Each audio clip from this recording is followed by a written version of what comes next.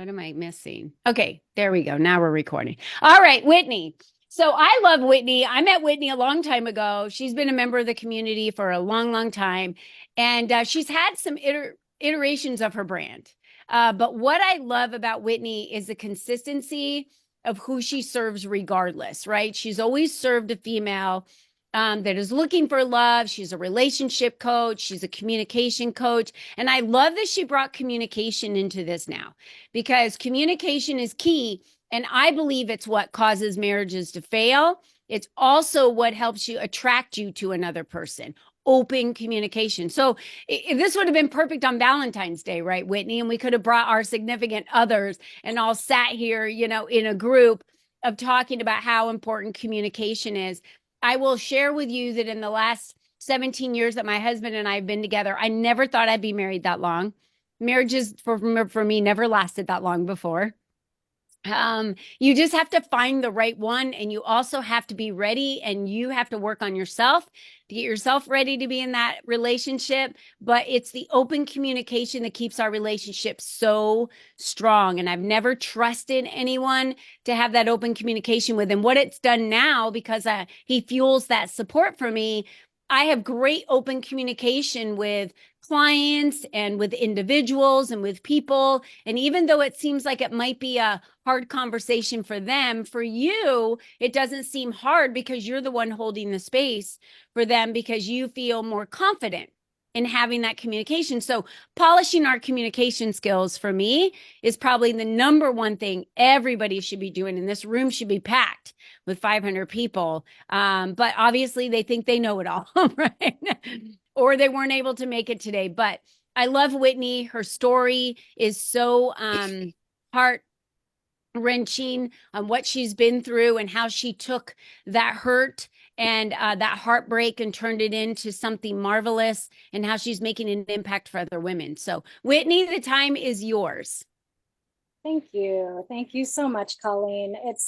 You mentioned that we've known each other now for a few years, and you've added so much to my life just through this group, through your energy, through your guidance. I was really clueless and never expected to be an entrepreneur. And it's been quite a journey over these last several years.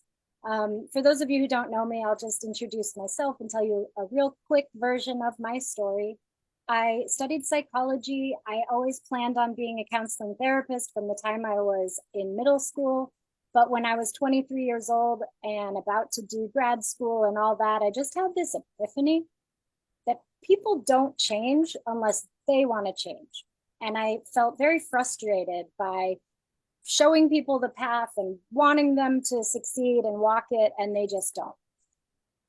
I was volunteering at the crisis center. I was working with drug addiction center and just with people that were really stuck and staying stuck.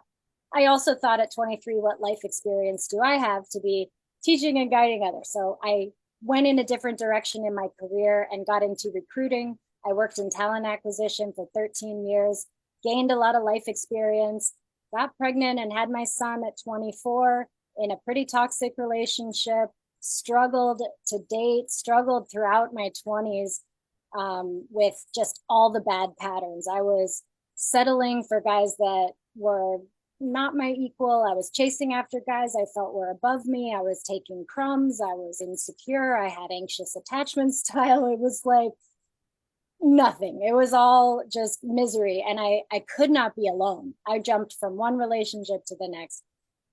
Finally, when I was about 30, I did a search online and I found this coach named Rory Ray, who is a femininity and relationship coach. And I learned so much. And more importantly, I shifted my energy. I changed how I was. I became more comfortable with my feminine side and stopped masking it in so many things. And that's when I met and attracted my husband. And as many of you know, 5 years into our relationship, my husband passed away. And he was only 37. It was very just crazy, weird, unexpected. But it created this brand new life for me. I tried to just stay. I was when I first was widowed, I said, I'm not going to ever remarry. I'm going to stay in this house for 10 years. I'm not making any changes. And sure enough, here I am 6 years later in a new relationship. Well, not new anymore. We've been together 5 years, but in a relationship, in a new state, new house, new business, new industry, new friends, new everything in my whole life is new. And I'm I do believe in manifestation, and I manifested this. I created it. Everything in my life, all the people, it's all very intentional.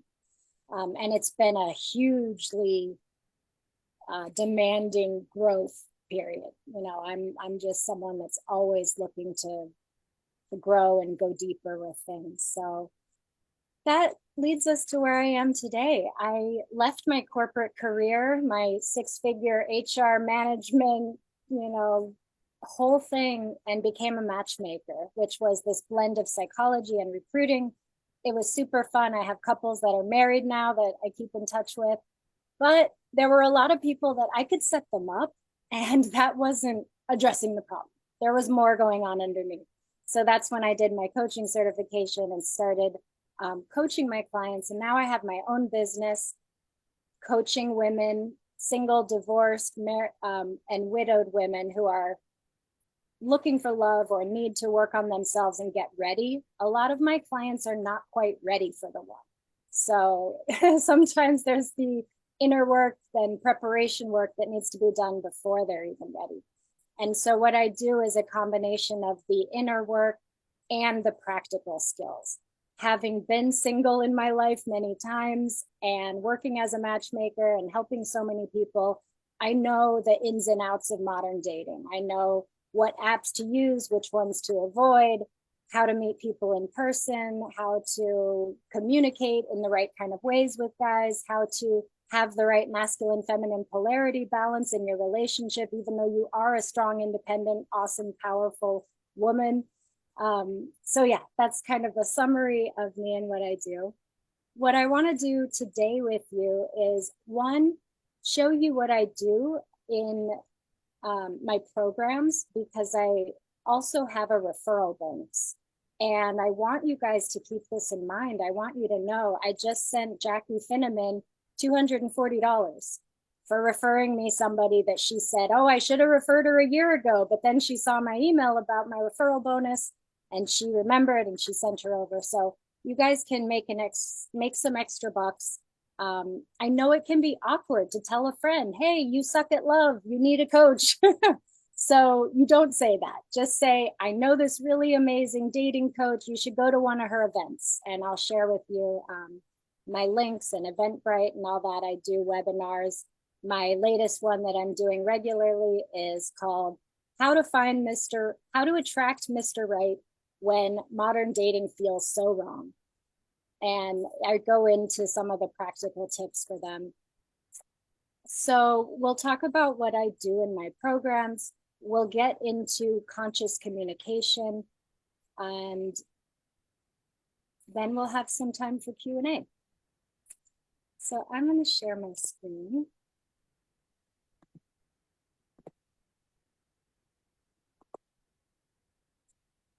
All right.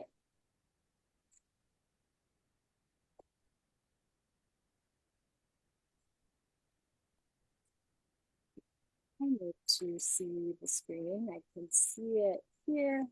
Yeah, we can see it. We see love coaching, my pocket, .passion. We're seeing your app. I see it, but I'm not able to be on that. Hold on, I'll get there. That wasn't what you were sharing earlier.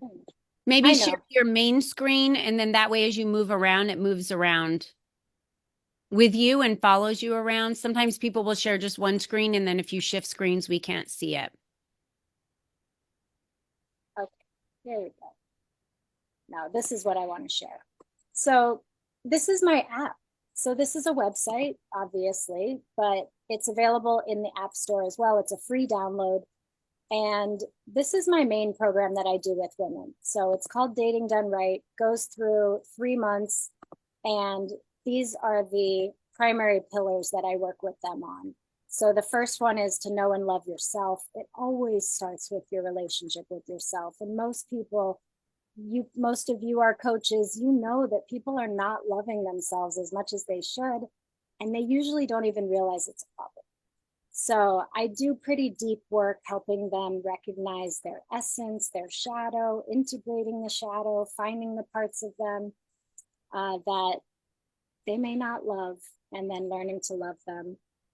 The next step is about polarity passion. So this is the masculine and feminine energy dynamic that creates attraction, that creates magnetism, right? I think so many people are just either clueless or have misconceptions about it, right? They think that being feminine is being weak, and that is so not true. So I love teaching about that.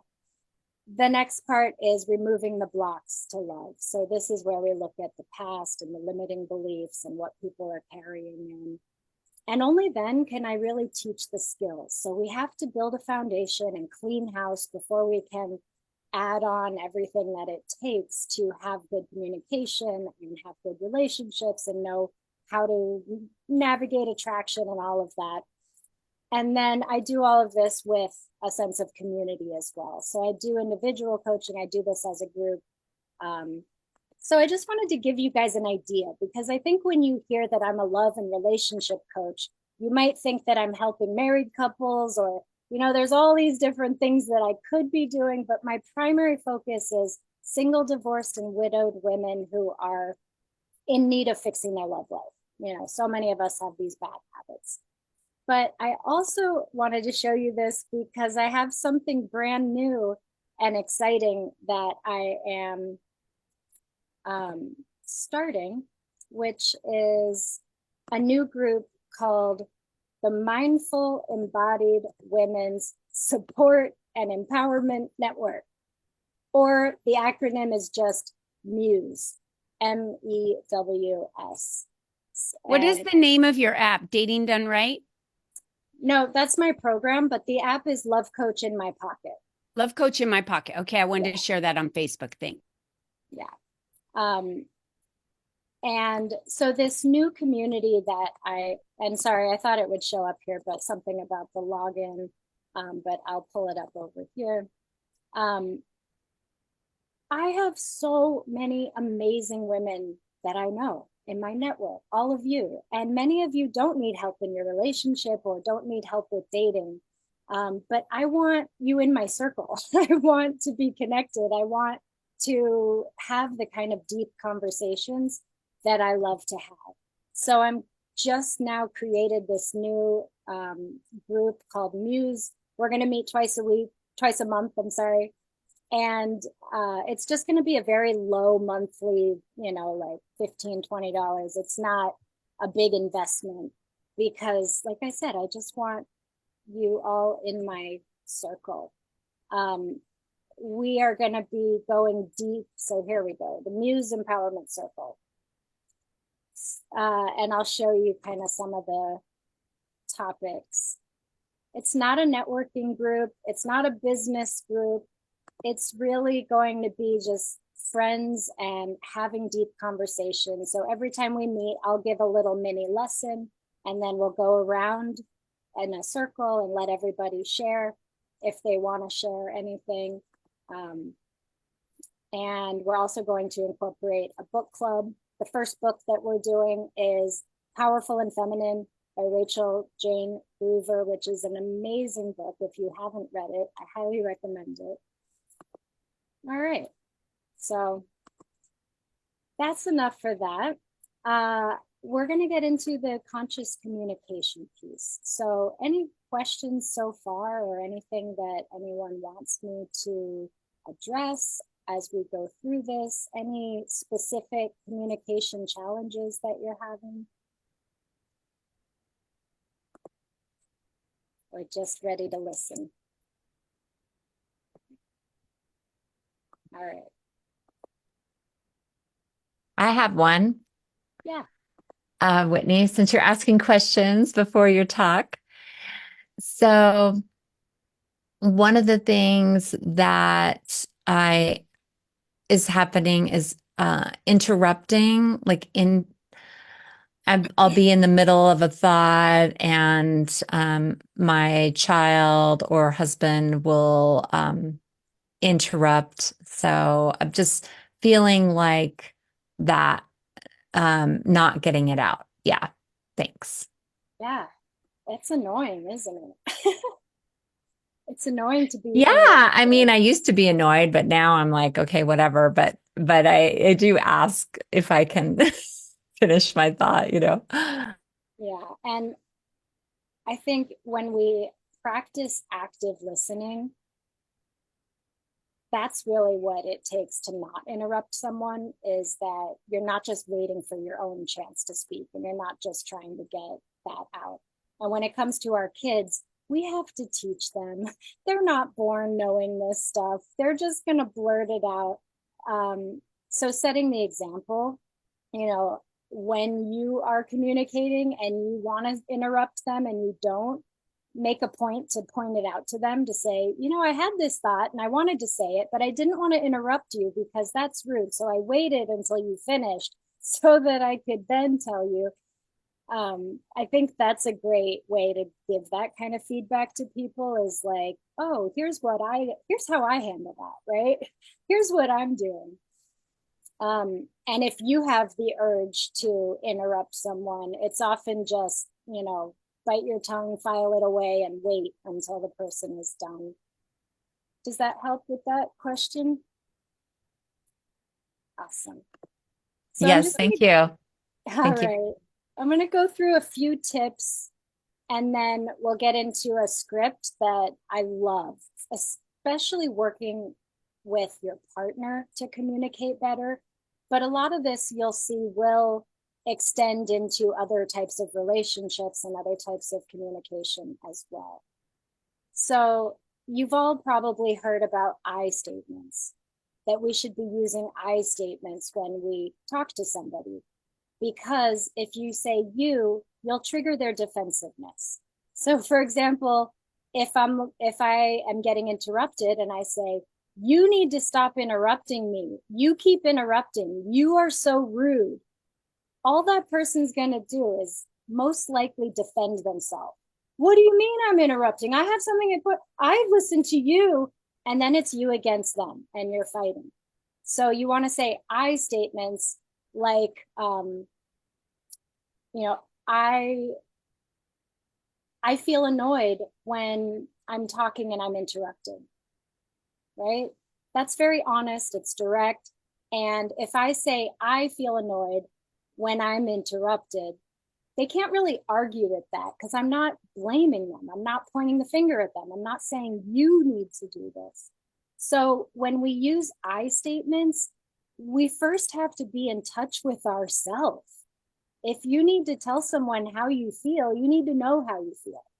And sometimes we're just so in our head and go, go, go. And we kind of lose touch with where we're at and how we feel and what we need. And, you know, maybe it's that we're worrying about everybody else and taking care of everybody else, and don't even realize until it's too late, until we're exhausted, until we blow up, right? So many of us are kind, caring people that we might stuff and not want to cause a problem and not want to, and then all of a sudden it volcanoes out and spews out and you're like, and this and that, and I'm so sick of this. And we just don't want to do that. It's not helpful. It's not productive. So I'm going to show you guys a better way to do that. And I'm not going to say hold questions till the end. If you have a question, if you want to say something, just jump in.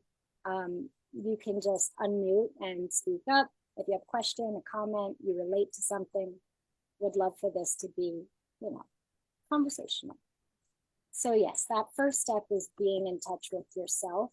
And this includes all sides of yourself. So mentally, you know, where are your thoughts right now? Emotionally, how you're feeling?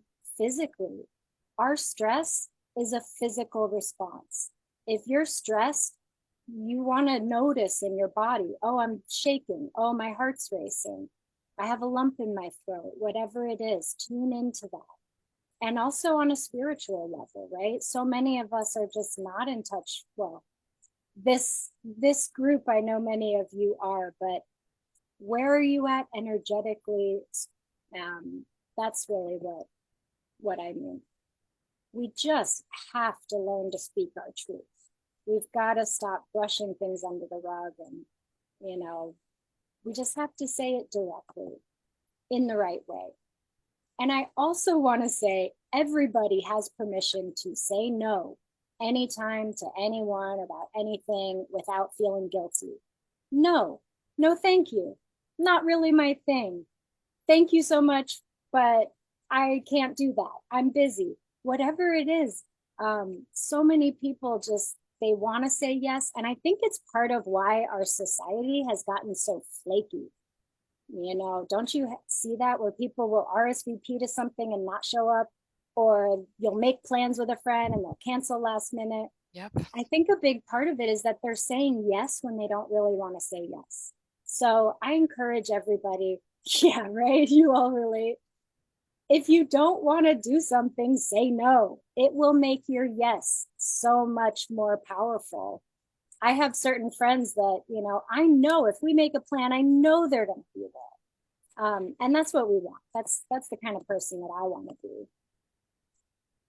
One of the foundations of the work that I do is embodiment.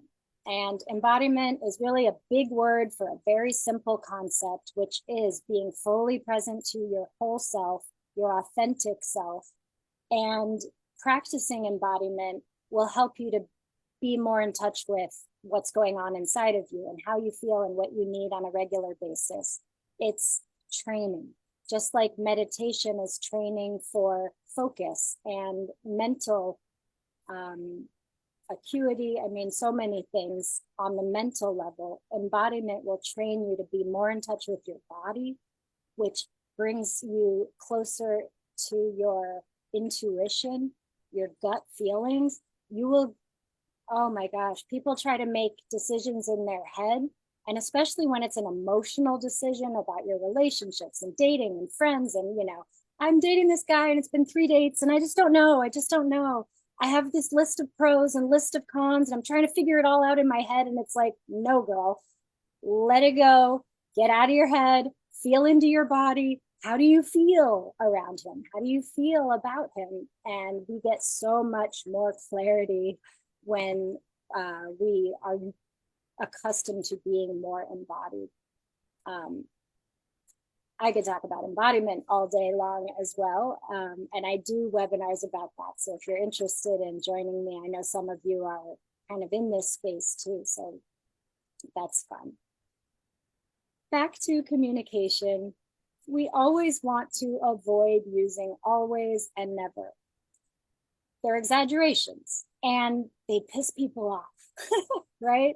If I say, you always do this, I'm just going to trigger defensiveness and you against me. And they're going to say, I don't always do it. Remember that one time I didn't? And you're like, that's not the point. So just avoid them altogether.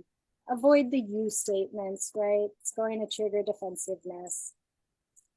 And I saw this on a TV show recently. I know I've seen it so many times where one person is trying to have a hard conversation and they just barge in and they're like, I need to talk to you right now. And the other person's like running around the room packing their suitcase and like, I have to go. And their like brain is in like, okay, I need this and socks and underwear. And the person keeps trying to talk to them and it's never going to work. So if you need to have a real conversation with somebody, first thing you want to do is ask them, is this a good time? Because you never know if someone is distracted or hangry or needs to use the bathroom or only has 2 minutes. So asking permission, it's not, do I have permission to talk? It's just, hey, I want to talk to you about something. Is now a good time? And if it's not, ask them again in 24 hours. Don't try to push it. The second step to having successful hard conversations is to frame the conversation in a positive way, right? So let's say that my partner has been interrupting me a lot in our conversations and I really want to like sit down and address it with them and make it stop. Well, I'm not going to be like, framing it in a negative way might be, we need to talk, right? No one wants to hear that. It's dramatic. And if I say, I really have a problem with the way that our conversations has been going lately. No, I want to frame it in a positive way. Say, I love you. I appreciate you. I think we have mostly really great communication, but there is this one thing that I want to talk to you about. Right. So we just give it a little positive juice to not put people on guard and not create that divide and fight. And then I'm going to give you guys a script, but then you just want to say these things and then stop. It's so tempting when you finally, right? We tend to stuff a lot down and avoid and not address things. When we finally do, it's often just word vomit. And we go into this monologue of, and it reminds me of when my dad did this. And then one time when I was in third grade, my teacher, blah, blah, blah, blah. And by then, there probably are going to interrupt you because you just keep going on and on. So state your piece. Here's how I'm feeling. Here's what I need. What do you think about that? And then stop. Quit before you're done. Don't say everything and then go, okay, now let's talk. Just start. Give them a little and then let them talk. And then you could talk. That's how conversations work. You go back and forth like this. And if your partner or whoever you're talking with is not good at that, model it for them. Tell them, okay, I get what you're saying and I'll let you finish, but can I say something now? Right? We can ask permission there. So this is our general I statement script. And this works wonders. So if my partner is interrupting all the time, I'm going to ask them, is this a good time to talk? Great. Frame it in a positive way. But mostly what I want to say is, I feel annoyed when I'm interrupted. I really need for you to be able to listen to me when I'm talking, and I'll give you the opportunity to talk. What do you think about that? Right? It's a kind, soft, gentle way to address a situation, but you are being direct, you are being honest, and your words matter, right? This is just another way to say the thing, but our words matter. We know this. We know this because we know about affirmations, and what you continuously say and think is likely to come about. So most people, when they think about having the hard conversations and speaking up and addressing things, they want to address the problem and talk about the problem. So if you're dating someone and maybe you don't see each other enough and you're like, I feel like this guy doesn't even like me, he doesn't communicate, he's like disappears for a week at a time. I'm not going to go to this guy and say, I feel like you don't like me, what's going on? That's not the answer. That just puts you in a low value position. And, that's another thing we could talk about for days. But, and you also don't want to judge, criticize, and blame him. A man wants to be with a woman who makes him feel good. He needs to feel good when he's around you. If you're constantly nitpicking and berating and telling him he's doing things wrong, he's going to be miserable. And any guy that puts up with that is probably not a guy that you want to be with. I know I wouldn't want to be with we kind of think of them as like spineless if they just allow you to nitpick and all that stuff. So instead of saying, well, you don't call me enough, what's wrong? And focusing on the problem. I don't see you enough. I feel like you might, is there someone else? Like these are real things that people will do. So instead you'd say, I feel sad. Let's keep it simple. I feel sad when I don't hear from you for a week at a time. I really need continuous conversation. I need to be able to check in with you at least a couple times a week. I need to see you more than once every 2 weeks. That's what I need. That's what I want.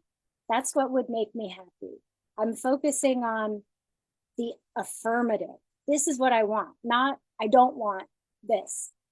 And when we're very clear about what we need, we're not being demanding, we're actually helping our partner. Because if that person wants you to be happy, they need to know how to do that. And so many of us just want our partners to be mind readers, right? If you're married and have a partner, it's like, well, he should just know. Like I hear that all the time and it's the worst. No, tell him, teach him, and get their buy-in, get their agreement, right? Can you do this? What do you think about this? Remember, quit before you're done. Let them talk and listen, actively listen to them. Don't just wait to talk again. Hear what they have to say. So when we say I feel, this is a feeling. It's not, I feel like when if you have all of like a long string of words, that's a thought, not a feeling. So let's look at what these feelings could be. And there's no bad feelings.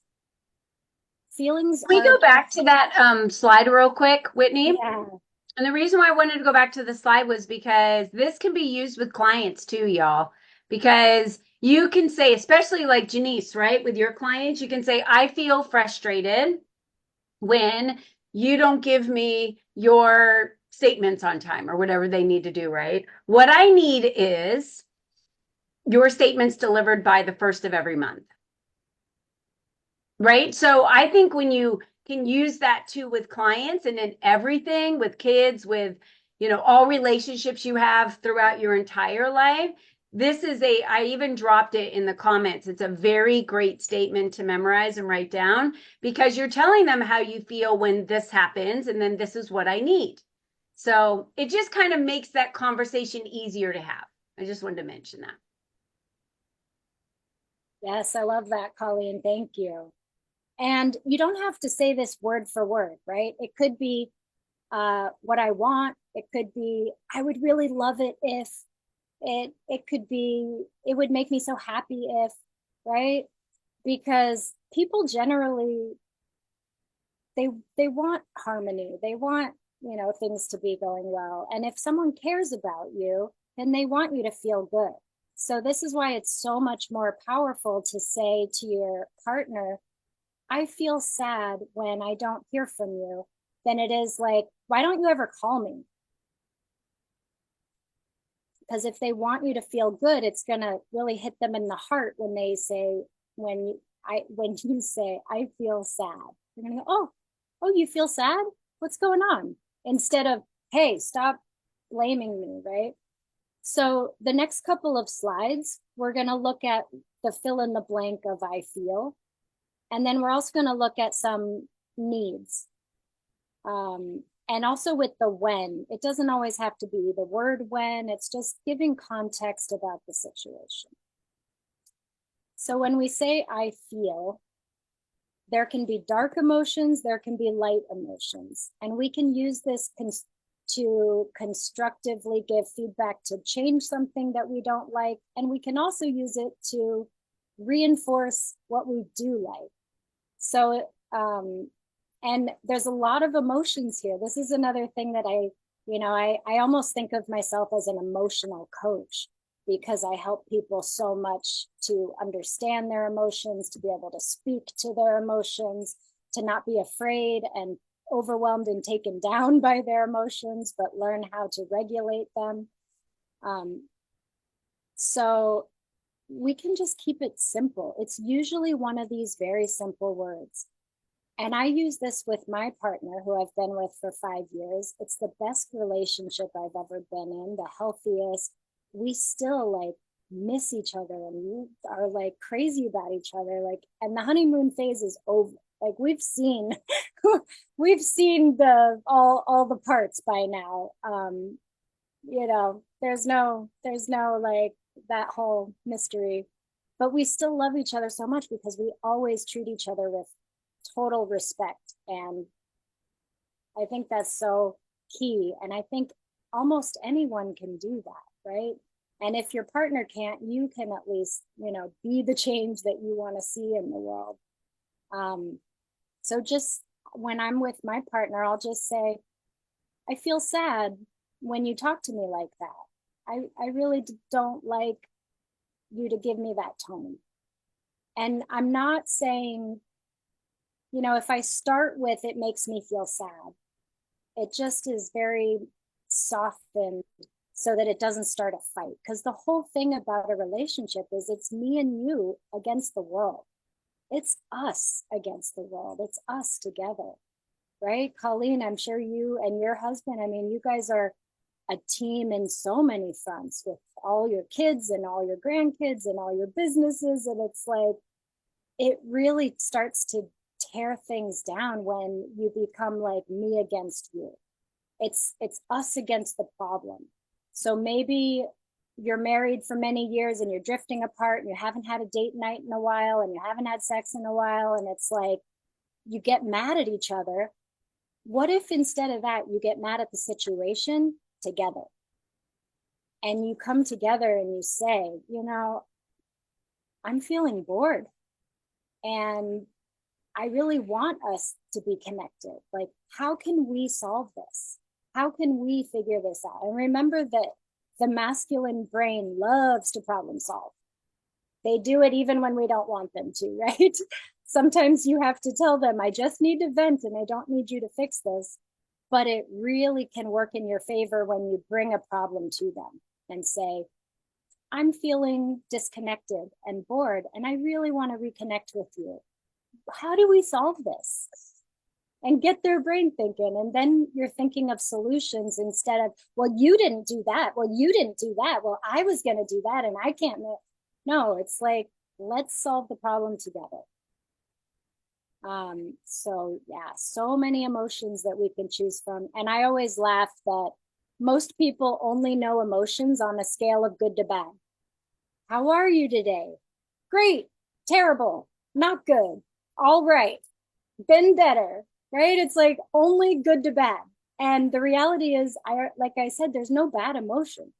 Like I learned so much going through the grieving period with my husband, because I saw like the dark rawness of emotion. And yet it's not a bad emotion. It's only there because I loved him so much.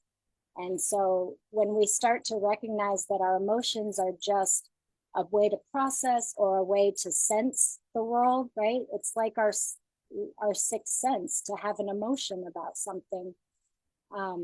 We can learn to accept our emotions, be able to sit with the emotion long enough to get the message that we need to get from it. And you can, like I said, if you want to reinforce something, like, I feel so happy that you got me flowers. I love that. Thank you. I love getting flowers from you. Even if you're on a first date and you tell a guy, I really love getting flowers. My favorite flowers are stargazer lilies. I love them so much. You're planting seeds. You're letting him know how he can make you happy. And you're not demanding, you're not, but when he needs to get a gift for you, he's going to remember that. So we have so much more power than we realize without having to be controlling or manipulative, right? None of this is playing games. None of this is being manipulative. It's just choosing your words consciously. And something to watch out for are these emotions. I just feel abandoned when I don't hear from you for 2 weeks.